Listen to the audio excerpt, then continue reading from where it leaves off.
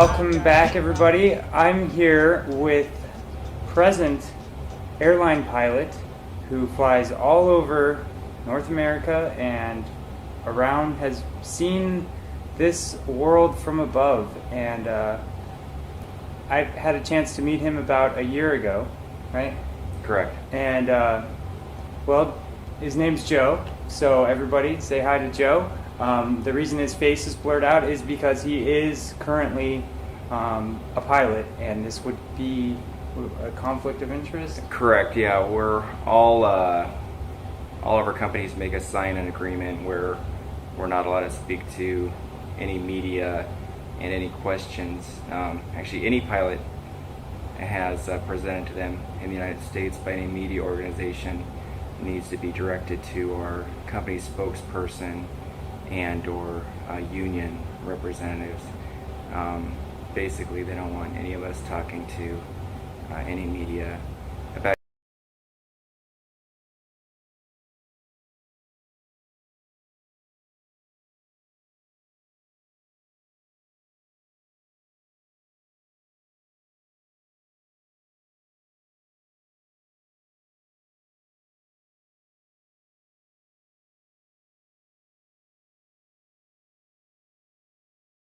anything, not just crash and incidents, but Flight altogether. experience, anything. Correct. Which is kind of interesting, wouldn't you say? Seems that's a pretty good wall of defense to keep anything that you might be seeing out there in the air. What an airline pilot thinks of what this Earth looks like. So you've been looking into the flat Earth concept for how long? I've been looking into it just for the past couple years. It all started off with looking at some pictures that NASA had presented in the past, and I saw some pictures of the original moon landing that I had some questions about. And then a few years ago, they were supposed to release all of these pictures that had never been seen before, and it was supposed to prove a lot of naysayers wrong. And then all of a sudden, those pictures mysteriously disappeared. And whenever you see companies like that, NASA doing something, it raises a lot of questions. So the more research I did, the more questions I had. The more questions I had, the lack of answers. So I started to do my own research, and I really had more questions than I had answers. And through my research of flight paths and what I've seen, and talking to fellow military aviators, lack of any tours in Antarctica, I was left dumbfounded. And since then, I've been doing a lot of research, not as much as I should be doing, but that's what led Adam and I to talking, and here we are today. Yep. Joe's been a really good teacher and a student, both a teacher and a student of mine, and we all have a lot to learn from each other when we can kind of combine our perspectives, see what actually makes sense. What do you think drives you? You said a minute ago that you're maybe not doing as much research as you wish you were. What is it that drives you to want to know more? It seems like so many people are just content with not knowing.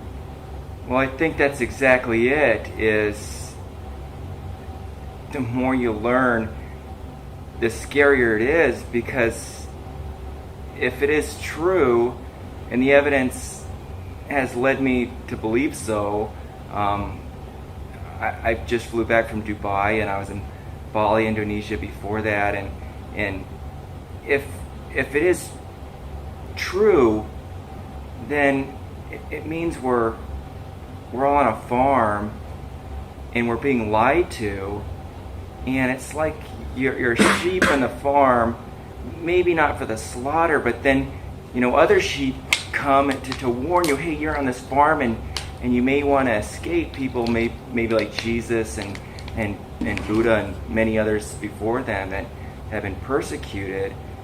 And if it's true, we need to find out and listen to these people like Adam that find a way out. Maybe not a literal way, but through love or something. And that's what I'm searching for the answers for. You have any questions that maybe you've asked me in the past, or that you haven't thought of yet, or you're thinking of now that you think might help bring clarity? Well, the biggest question is the question that I had today is what can we do about it? Because, like I said, I feel like we're all trapped here and we're being lied to about multiple things, and whoever is in charge, like I was telling Adam, if it's whatever you want to call it, if it's the Illuminati or bankers or Zionists, is, what can we do? Can we lead an expedition through Antarctica? Is it through love? Is it through going within ourselves? Is it maybe like Buddha found some sort of harmony? Is my biggest question is it's not the facts, it's what we can do as individuals to, what are we supposed to do? And I think we've been given guidance, but not in the past 100 years, by a figure like Christ or Buddha. So kind of all in here on this adventure by ourselves. So that's my question is, what can we really do for ourselves to I don't know if escape's the right word. Definitely. I think that's a question a lot of people have. Like, does making a YouTube video about it even help? Does bringing awareness to the problems actually help? Or does kind of recognizing the problems and then focusing on the solution, is that more in alignment with what we can do? And I think I kind of tried to attempted the answer to that earlier, but I feel like it is something that we have to reach within, because whenever I've had any problems in my life, the longer I spent focusing on the problem, being like, damn it, or, this thing screwed up on me, or, just staying in that place of, here's the problem, it blocks me from the place, which is always, okay, this has happened, and now I have to deal with it, and, I'm worth trying to make this better. And it's from that place, which sometimes it doesn't even look like it is, but it's love. That's how I see it, that we actually can solutions to all the problems within ourselves, and it's really maybe more of a matter of perspective than actually changing the world, but maybe changing how we see the world. I first got into Flat Earth like 2 years ago, and probably about the same time you first heard of it. And I always wondered, like, is there, I don't fly airplanes, rumors that looking out the cockpit window is not the same as looking out the side windows of the aircraft that are more kind of fish-eyed and Correct. double layered, so that it does kind of make a curved horizon. But I remember I asked you last time, is it true? Does it look flat from the front of the aircraft? It looks completely flat from the front of the aircraft. You're absolutely right. All the windows from the passenger's perspective are curved, and you could read a lot of textbooks that state reasons why, but it's not the curve that the airplanes need. It's basically the triple pane and shape of the windows. So that's one of many anomalies that I've seen flying that I've just been perplexed by over the years.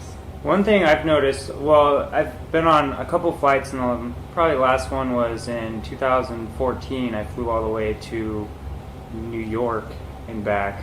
Spent a couple weeks there, but during the flight, it was always at night, so I never really got to see much of the land as we were crossing over to really see if there was curvature or not. But the thing I noticed is there's a little TV screen in front of each of the seats, and it would show, you could watch TV or pay for some weird movie, but it would show you the airspeed and the temperature of the air. Correct. And I noticed it's really cold up higher the higher you go. Absolutely. And I'm curious, when you're flying in the daytime and do flights ever fly directly under the sun? Have you ever flown like under the sun? I've never thought about that, but no, I've never come near it. No, I've never flown directly under the sun. At least not that. Is it possible that the flight coordinators are aware that if you fly too close to the sun, you're gonna burn up, or is it hotter near the sun? It's something that I've actually never thought about, but it's funny that you mentioned that because I've literally never thought of it. But yeah, the sun has never been directly overhead of the aircraft. One thing that I've thought about though is, let's say you're flying, the average commercial aircraft flies at about 38,000 feet, which up there the temperature is about negative 50, maybe negative 60 degrees. We always use Celsius. At that temperature, it's about the same as Fahrenheit. And one of the examples that they use where you can't fly over Antarctica, it's on a little bit different topic. Do you mind if I just briefly say this? Temperatures are so extreme, but the temperatures are so extreme at every altitude that we fly at, and we're always flying around thunderstorms and supercells.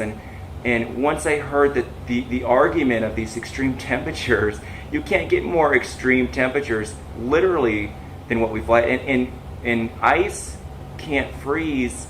Ice past negative 30, it can't gather on the aircraft. So once you're flying at that altitude in those extreme temperatures, you're not worried about any ice accumulation, any ice ingestion in the engine. So the argument that you can't fly over Antarctica due to the extreme weather conditions is just a complete lie.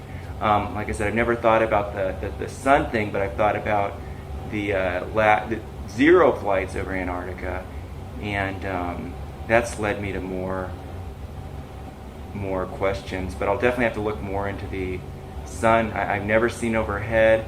I know a lot of flat earthers know about how the moon and the sun appear to be the exact same size from our visual perspective. I've seen moon rises that look like sunrise when the sun was supposed to be on the other side. I've seen so many anomalies in the course that's led me to where I was. That's when I run into Adam, and he was just such a wealth of knowledge of words and etymology of words, and really an amazing figure. That's why I've agreed to do this interview, although thanks, buddy. It's probably definitely put my career at risk. Absolutely. And that's why I've done what I've done with this face here. And you can't see it, so hopefully we keep him safe in the sky there as our eyes in the sky.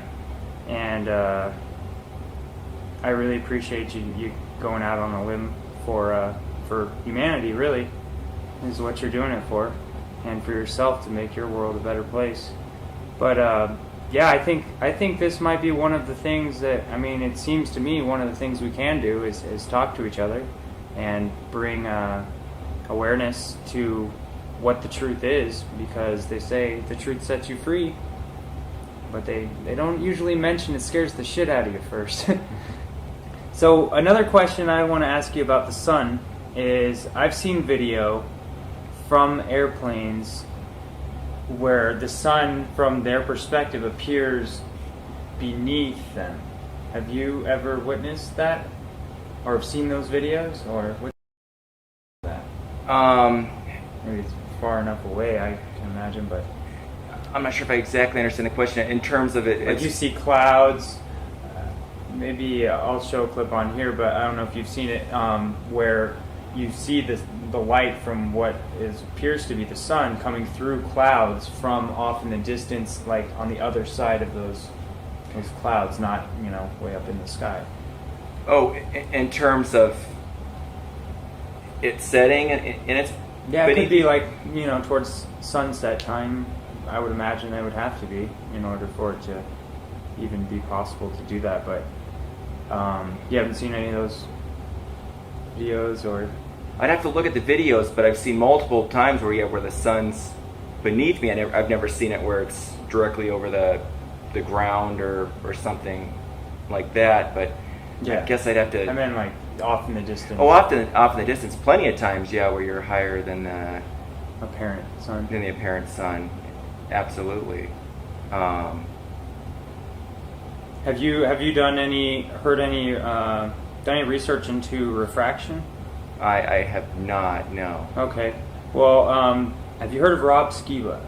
I have not. Rob Skiba is a lot bigger channel than I am, but I copied one of his models of an experiment. I'll send you a link later so you can see it. But basically, I take a table, and there's I use my phone as the perspective point, and then I have a little drawing of the sun that moves across the table, and between the two, I put a refractory sheet, basically a magnifying sheet that you get out of like a daily planner. And as you move the sun away from that refractory sheet, it appears to set below the apparent horizon, but you move pull the refractory sheet out, and it's still right there on the table, showing possibly explaining how the sun could set on a flat Earth when common sense might make you think if the Earth is flat that you would just see the sun all the time because it's so high up. But they say, or not they say, my eyes tell me that the light bends up at a certain distance away, and it doesn't travel forever like we're taught in the geocentric model, and we're given the equations for the speed of light, that it's astronomically fast, and it might as well be instantaneous here on Earth because it's only 25,000 miles around the Earth. One thing that I can say in an anomaly that I've seen, I know what refraction is. I haven't studied it in depth.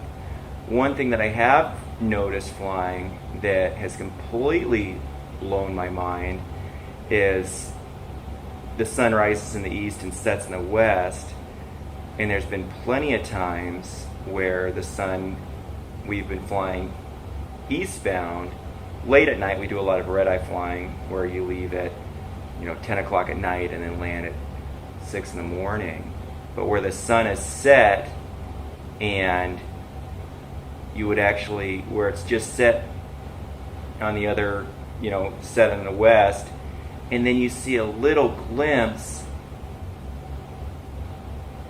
hours later on the east, where I'd ask the other pilot, I'd say, is that the sun rising? Is that a moonrise? And then it would dip back below. But I've seen where my mind was just blown because it didn't make any sense whatsoever. And then we take our little Apple or Android star map out to find where the moon was, and it wasn't there. But basically, it looked like the sun was about to rise in front of us in the east when it had just set behind us in the west hours prior. And then, of course, 6 hours later, it would rise in the east. But basically, I've seen Just positions of the sun where it shouldn't be from that altitude. Going back to your previous question, at that point, it's definitely below us. and it never fully rose, but I mean, without any question, it wasn't a star or the moon. It was the sun rising on the other side of the earth when it was supposed to be in the west. So I've seen plenty of things like that. Like I said, where I've queried the other guy or gal that I've been flying with, and we were just, you kind of both shrug it off and say, oh, maybe it was a star or something, but just these impossibilities that until you query me with these questions that you kind of forget about and then just keep on flying. And that seems to happen a lot, where you bring up something that is mind-blowing and then you just kind of, well, you pass it off as almost if someone saw a ghost or something. Well, you know, you forget about it and keep on. That doesn't fit in our paradigm. Life. So I don't know if that's exactly. Yeah, no, that's great. I think so. You see the light coming from the east when it should be on the other side. I've seen that a dozen times. You never see it, like you can't see the light from the north, or because if it is a flat Earth, like if it's a circle, like I think the model a lot of us have gotten used to, you would expect that at some height, and if the sun at some height, you would see it, you know, to the north, directly across. But you're saying it kind of wraps around sooner when you're up high, maybe? The light from it? What I'm saying is, when it was setting in the west and we were flying east, that a few hours later, you know, our view is about 180 degrees. Sure, often it would be a little more northeast, not directly in front of us, but then it would stay dipped below the horizon when it would rise and set when it was supposed to be behind us. And I'm not sure if that's exactly what you're asking, but one of the anomalies I've definitely seen is the sun in the position that it was not supposed to be in a round Earth model, multiple times. Sure. One question that just came to me, flying, if it's a flat circle Earth and that the lines of latitude are circles, and then if you were to fly straight, then you would always end up going south, in that, you know, theoretically. So here's my question. When you're following your coordinate system or keeping track of where you're at, which I don't know how well you even do that or need to, but do you feel like when you're going west, do you have to continue to turn left in order to stay straight, or do you just go straight and that's west? We keep going straight and that's west. It's as if there's something else going on other than just what we even think we're evolving to understand. Well, so what's your take on that? Is that just a mind blow? It really is, and it's something that I've never thought about, but you're absolutely right in that regard, as if you were following, you know, the curved Earth, you wouldn't be pointing due west and ending up in another location. Like you said, you'd be doing multiple turns. Something else that I've thought about along those lines is oftentimes as well. You've mentioned, you know, how exactly do you do that? We do it through multiple systems in the aircraft. We have these you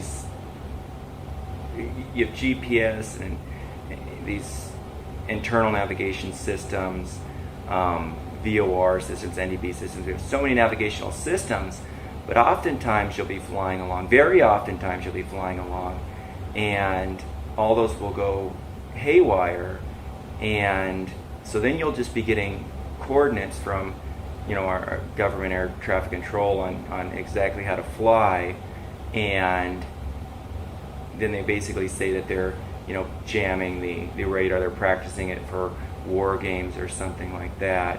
But it seems like oftentimes when you should be doing something like that, especially when you're flying west across the United States, you'll reach a certain point where your systems will be altered, and then you'll be given coordinates to fly. So I don't know if that was along the same lines with what you were. So you're not always, so to speak, being tracked, like the GPS tracking system doesn't always know where you're at? Oh, they always know exactly where you're at. The radar coverage in the United States is 100%. Sure. But oftentimes it seems like they don't want you to know exactly where you're at. And so is it ever difficult to tell? I mean, you have the windows, you just look out and see, and once I know when I take, like, the first time I drove all the way to Flagstaff, it took like 2.5 hours, but it felt like 10 hours because it was all new to me. And then the second time, you know, it goes faster and faster each time as you get more used to the road marks and the road, you know, the things along the way that you see. Is it kind of like that with flying? Like, you're like, oh, I remember that? Or do you kind of always see new things? No. Oftentimes it's both. You know, sometimes you'll fly over the Grand Canyon and recognize that, or a certain landmark in the ground. But oftentimes they'll vector you a certain way. But yeah, the vast majority of the time, I would say, you'll recognize similar landmarks along the route of flight. Okay. If that answers your question. Yeah. All right. Anything else you want to put out there? That things you've seen, that maybe other questions you have from your experience? How many hours of experience do you have in the air? I've been commercially flying for the last 12 years. I've worked for 3 major airlines in the United States that I'm sure everybody's heard of. I've met pilots in the military, pilots in New Zealand, and especially when you talk to pilots in New Zealand, that's where you get the most questions that they don't even have answers to, because some of your shortest routes should be over Antarctica and they're not, and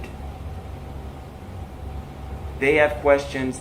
And as I was telling Adam one time before, is a lot of times you present these questions, they just don't want to talk about it, or you raise something and it just they get uncomfortable. It would be like asking somebody a question about what some theory on another nature, or you ask a pilot about something abnormal about 9/11 or something. As soon as you bring it up, they kind of get uncomfortable, and maybe they start thinking about their career or job, and they don't want to be grouped into that category. So a lot of times you meet people that have questions.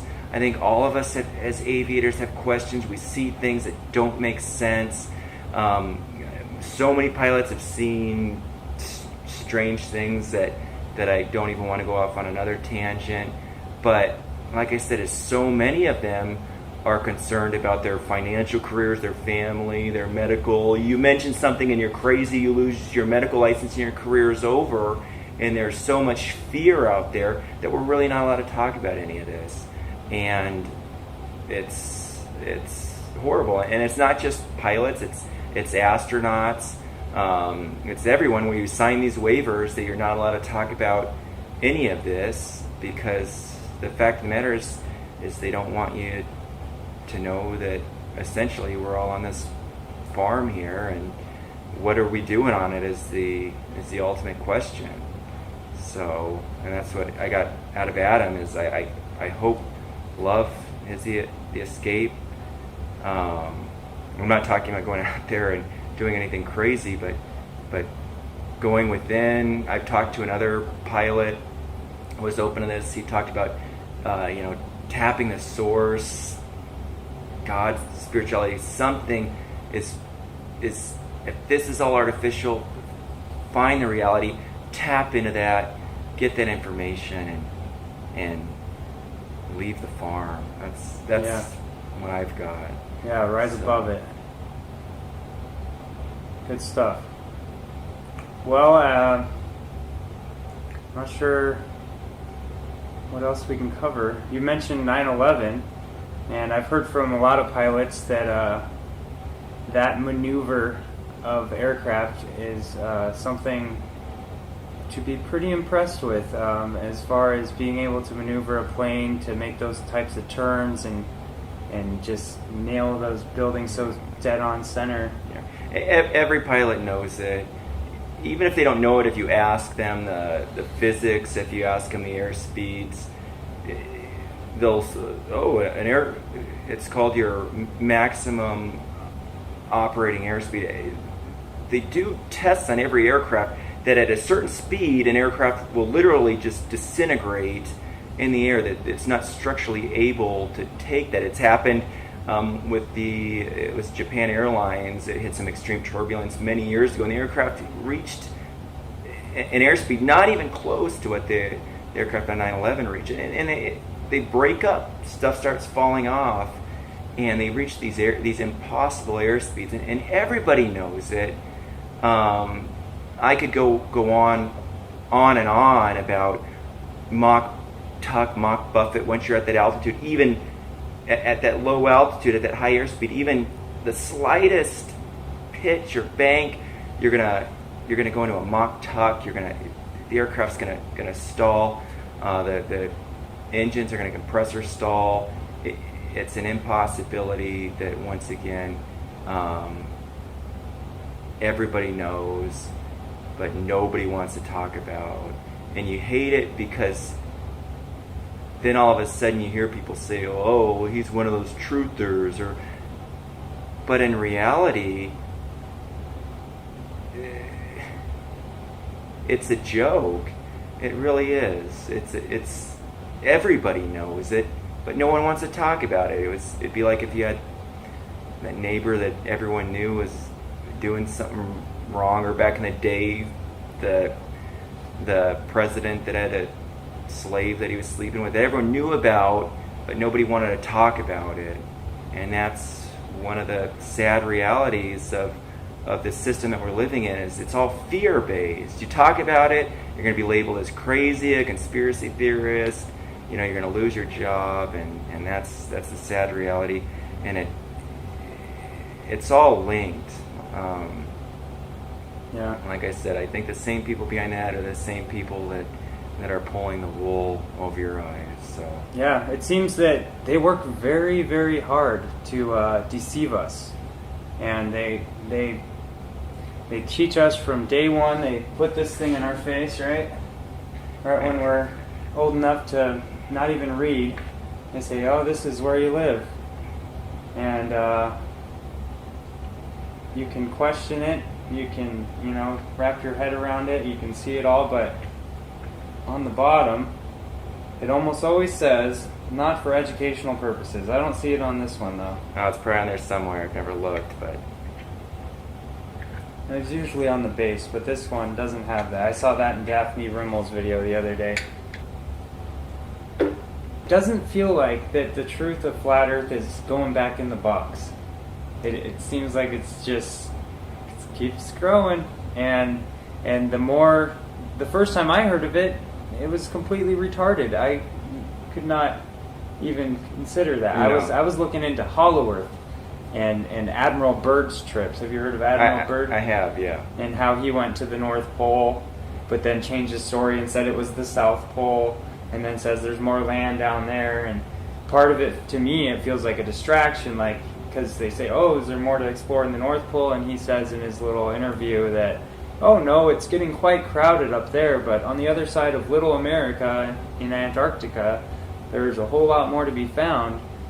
And to me, that kind of feels like misdirection, and it also might just be straight up truth. It's hard to say. So I try to keep my ears open to new evidence and see where it takes me. What is the most important thing that you feel you have learned through all this truth seeking? Oh gosh, I feel like I'm still on the journey for that Big. ultimate learning. But the thing of greatest importance that I truly believe is that we're all connected, and two, what they want us to believe is that we're so insignificant, that we're just this tiny little earth floating in this vast universe, that you don't mean anything, your life doesn't mean anything, and that's part of enslaving somebody. If anyone else were to do that, if you were to kidnap a child and do that, and you're meaningless, you're worthless, that person would be locked up for verbal abuse or torture later on. But they're trying to teach this religion of that you have no meaning, you have no purpose, that your purpose is just to make money and to work and to consume and to go in this vicious cycle. While they blame Muslims for wars that the United States has created. Libya, I've been there, was just fine before we overthrew Gaddafi. Syria was just fine before we intervened. Iraq was just fine. Sure, they had some cruel leaders, but we've had some the same. But they're creating this chaos in the world. We're worshiping these celebrities. Like I talked to him, I was listening to that Katy Perry song on the radio that talks about how we're all living in a bubble. There's these messages all around us where they try to make us seem so insignificant, but we're so much more than that. And that's the journey that I'm on, is to find it. I think Jesus found it. I think Buddha found it. I think many other people have found it. And I think that that's really what we need to learn and find, is that you're more than that. There's so much more out there. And is the answer literally on the other side of Antarctica, past that ice wall?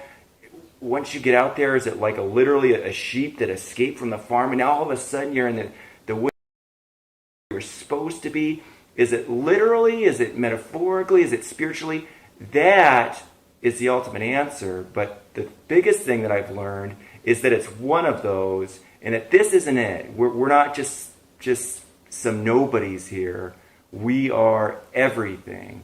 This couch is here because we see it. We are it.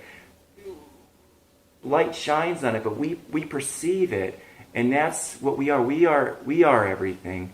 We are all knowing, all powerful, and I could go on and on. Yeah, man. But that's the most important thing that I've learned, and Me too. Well, it's been a great interview. oh, absolutely. I appreciate your time. So I know you're a busy man. You probably got to get back on the plane. Absolutely. This really is a wonderful man.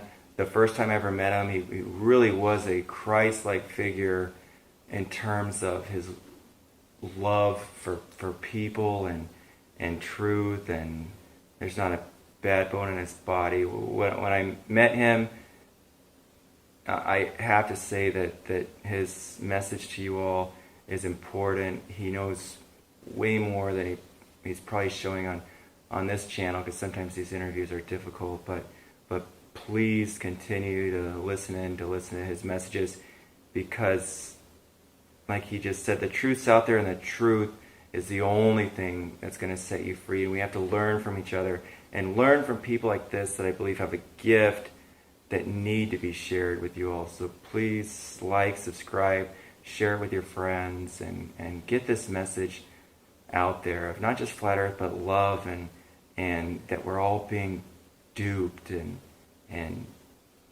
the real answer's out there, and he's closer to it than I am. I'm just a person flying out there that sees a bunch of stuff that doesn't make any sense, and knows for a fact that we are being lied to.